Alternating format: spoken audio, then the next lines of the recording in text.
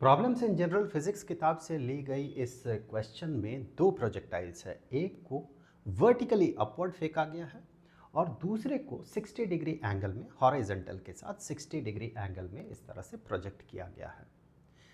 सवाल में पूछा गया है कि जब फेंका गया वहाँ से 1.7 सेकंड बाद इन दोनों के बीच का जो डिस्टेंस होगा वो डिस्टेंस कितना होगा।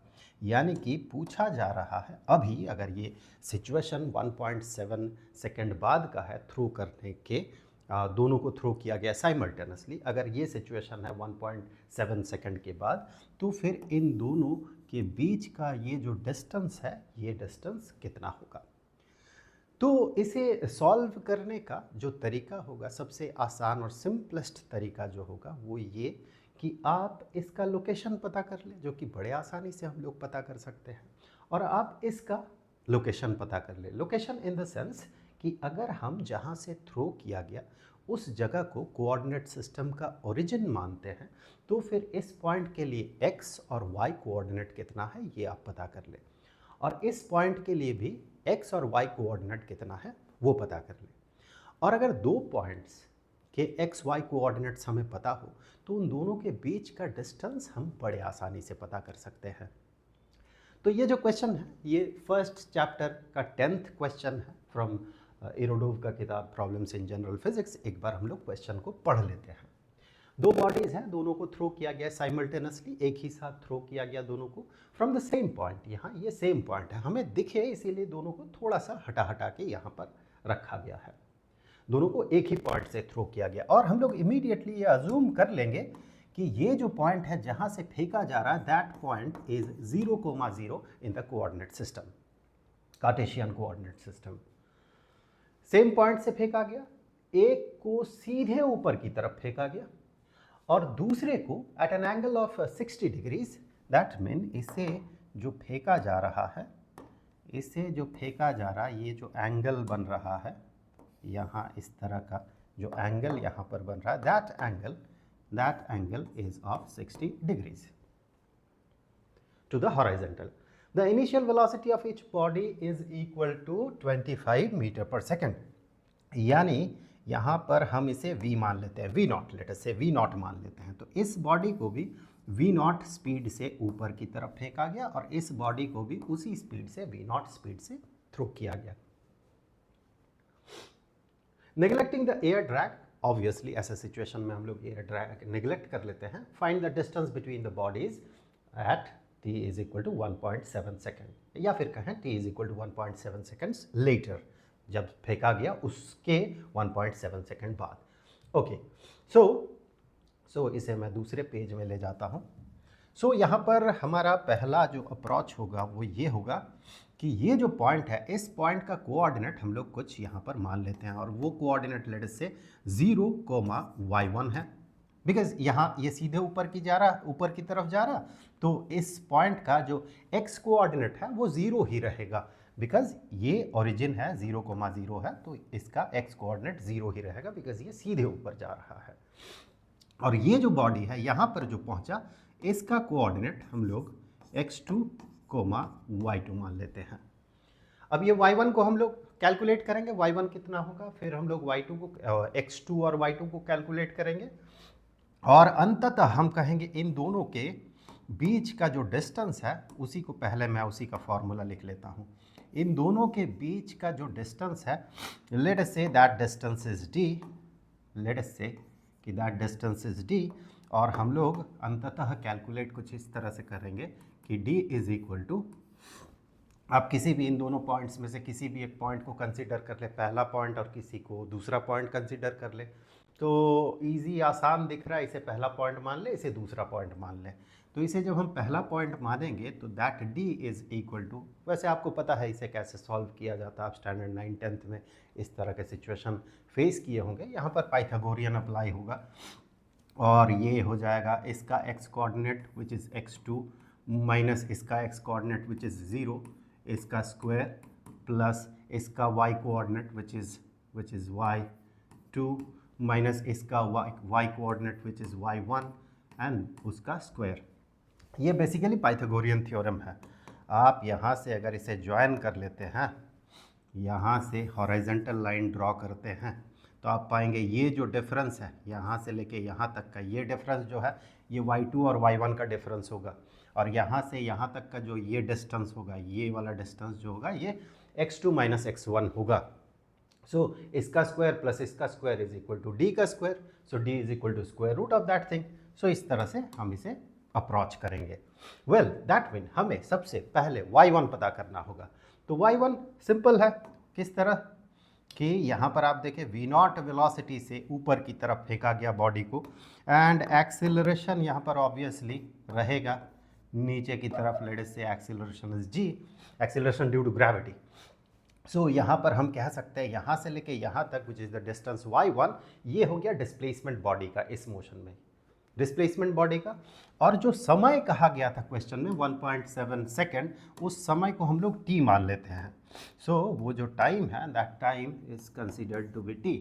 तो यहाँ पर हम ये कह सकते हैं कि displacement which is y1, displacement is equal to initial velocity into time plus half into acceleration into time squared. So initial velocity is v0 into time which is t plus half into acceleration नीचे की तरफ है तो negative g into T squared. So यहाँ से हम लोग negative sign को इधर ला सकते हैं, बेहतर होगा वही करना कि इसे मैं डायरेक्टली लिख देता हूँ minus half G T squared. Calculate मत कीजिए इसे अभी कैलकुलेट मत कीजिए कि y1 का वैल्यू कितना होगा, क्योंकि बहुत कॉम्प्लेक्स वैल्यू आपको मिलेगा, बिकॉज t का वैल्यू है वो 1.7, तो इसे कैलकुलेट ना करें। अंततः आप देखेंगे बहुत सारी चीज़ें कैंसिल हो जाएगी अंततः। तो ऐसे सिचुएशन में जब ये कॉम्प्लेक्स वैल्यू देगा, y2 एक कॉम्प्लेक्स वैल्यू देगा, मे बी x2 भी एक कॉम्प्लेक्स वैल्यू दे, तो उन सब को बार बार कैलकुलेट करने की ज़रूरत नहीं होती है। सबको एक साथ पहले फाइनलाइज कर ले, फाइनल स्टेटमेंट में जाकर फाइनलाइज कर ले और ठीक उसके बाद उसे कैलकुलेट करें फाइनली। तो ये y1 का वैल्यू है। अब अगर हम x2 और y2 कैलकुलेट करते हैं तो हम कहेंगे यहाँ पर इस प्रोजेक्टाइल के लिए वो हम कैलकुलेट करेंगे, तो हम ये कह सकते हैं कि v0 वेलोसिटी से अगर 60 डिग्री के एंगल में इसे थ्रो किया गया, मैं इसे हटा देता हूँ क्योंकि इसका काम तो हो गया। 60 डिग्री के एंगल में अगर इसे थ्रो किया गया तो इसके इमीडिएटली हम लोग दो कंपोनेंट्स बना लेंगे इस वेलोसिटी का, दो कंपोनेंट्स, एक तो अपवर्ड जो कि होगा v0 into sine of 60 degrees, तो 60 डिग्रीज को मैं थीटा ले लेता हूँ, ये साइन कंपोनेंट बनेगा बिकॉज एंगल इज हेयर, यहाँ पर एंगल है तो सटा हुआ जो कंपोनेंट है वो कोसाइन कंपोनेंट होगा। ये हो गया v0 into cosine of theta, and theta is equal to 60 degrees, so that 60 degrees, इसी को हम लोग थीटा कह रहे हैं। अब इसका अगर y कोऑर्डिनेट पता करना है तो हमें ये देखना होगा कि इसका जो वर्टिकल कंपोनेंट है, इनिशियल वेलोसिटी का जो वर्टिकल कंपोनेंट है, उस वर्टिकल कंपोनेंट वाले स्पीड से अगर किसी बॉडी को हम ऊपर की तरफ फेंकते हैं तो उतने समय बाद यानी कि t समय बाद वो कहाँ पर रहेगा, वर्टिकली कहाँ पर रहेगा, वो वर्टिकली एग्जैक्टली जहाँ पर रहेगा ये प्रोजेक्टाइल भी वर्टिकली ठीक वहीं पर रहेगा। यानी कि हम कह सकते हैं इन द सेम वे हम कह सकते हैं कि y2 इज इक्वल टू एक बॉडी जिसे कि v0 साइन ऑफ थीटा से ऊपर की तरफ फेंका गया, वो t समय बाद कहाँ पर सिचुएटेड होगा, यानी उसका डिस्प्लेसमेंट कितना होगा। तो y2 is the displacement here, y2 is displacement, यहाँ पर ऊपर अगर फेंकेंगे तो वो y2 ऊपर ही रहेगा, ठीक। So y2 is equal to initial velocity v0 into sine of theta into t, initial velocity into time plus half into acceleration into time squared. In the same way यहाँ पर ये नेगेटिव साइन अपीयर करेगा because acceleration negative g होगा, नीचे की तरफ हम negative consider कर रहे हैं। और अगर इसका इस प्रोजेक्टाइल का इस समय इस पॉइंट ऑफ टाइम में अगर x कोऑर्डिनेट पता करना है जो कि यहाँ पर x2 है, तो हमें करना ये होगा कि किसी एक वर्चुअल पार्टिकल को हम v0 कोसाइन ऑफ थीटा से हॉराइजेंटली यहाँ से आगे बढ़ा देंगे और फिर वो t समय बाद कहाँ पर सिचुएटेड होगा, वो जहाँ पर सिचुएटेड होगा उसका जो x कोऑर्डिनेट होगा इस प्रोजेक्टाइल का भी x कोऑर्डिनेट उतना ही होगा।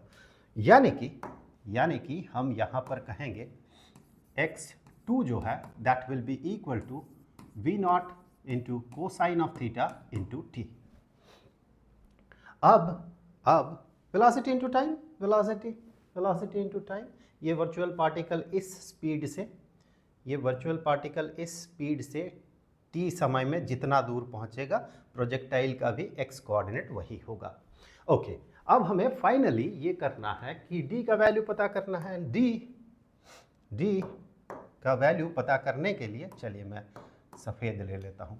d का वैल्यू पता करने के लिए हम कहेंगे d is equal to under root of x2 minus 0, that mean x2 का स्क्वायर, x2 इज दिस, इसका square, so v naught square cosine squared theta into T squared, plus यहाँ से देखें y2 माइनस y1 है, तो y2 minus y1, इसमें एक interesting चीज़ होगा, देखें ये टर्म जो है ये टर्म कैंसिल हो जाएगा, ये टर्म हो जाएगा कैंसिल, ये टर्म माइनस ये, तो ये दोनों कैंसिल हो जाएगा और हमें मिलेगा अंततः y2 माइनस y1 में v naught sine of theta into T minus v naught T, यानी यहाँ से हम लोग v नॉट टी को कॉमन ले सकते हैं।